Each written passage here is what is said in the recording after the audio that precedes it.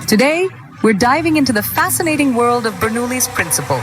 Imagine you're holding a piece of paper over the top of it. What happens? The paper rises. That's Bernoulli's principle in action.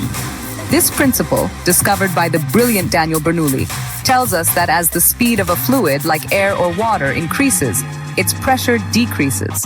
Think of it like this. The air is moving faster above the paper, creating lower pressure. The higher pressure below the paper pushes it upwards. This principle isn't just for science experiments, though. It's a cornerstone of engineering, explaining how airplanes fly and how baseballs curve. Pretty cool, right?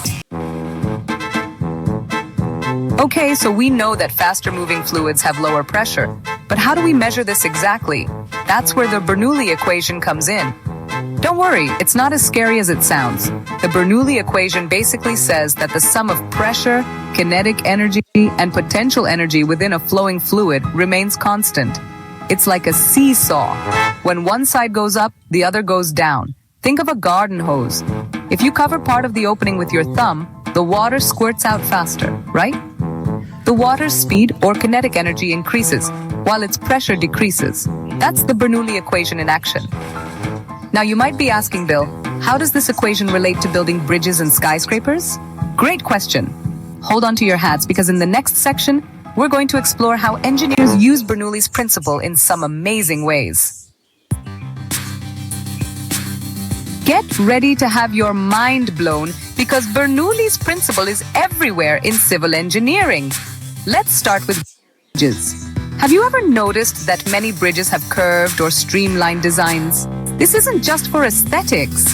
The shape helps airflow smoothly over and under the bridge. Remember, smoother airflow means less pressure difference, which reduces the chance of the bridge experiencing lift or instability, especially in strong winds. Now let's talk skyscrapers. These towering giants also benefit from Bernoulli's principle. Architects and engineers design tall buildings with shapes that minimize wind resistance. This reduces the force of the wind pushing against the building, making them safer and more stable. But wait, there's more. Tunnels, designed for cars and trains, also use Bernoulli's principle. Engineers ensure proper ventilation by controlling airflow, which prevents dangerous buildups of exhaust fumes and keeps the air fresh. From bridges to skyscrapers to tunnels, Bernoulli's principle plays a vital role in civil engineering.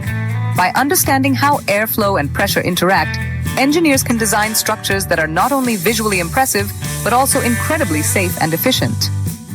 By considering Bernoulli's principle, engineers can minimize wind loads on structures, making them more resistant to strong winds and storms, improve the stability of bridges and tall buildings, and enhance ventilation in tunnels and other enclosed spaces, ensuring a safe and healthy environment.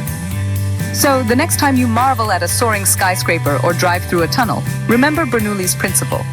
This seemingly simple concept has a huge impact on the world around us, helping engineers build amazing structures that stand the test of time.